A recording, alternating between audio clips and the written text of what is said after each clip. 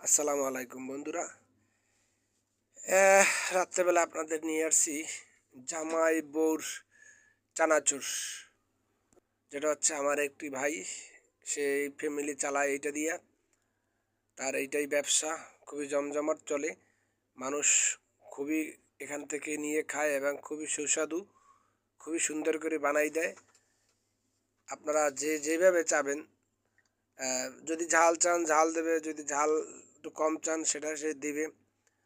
আপনারা আসবেন, এটা হলো সোনারগাঁ মোড়ে 21 টিভির সামনে।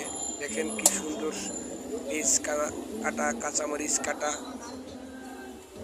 চানাচুর, তৈল, সরষের তৈল, অরিজিনাল সরষের তৈল, একটু ঝাল চাইলে ঝাল।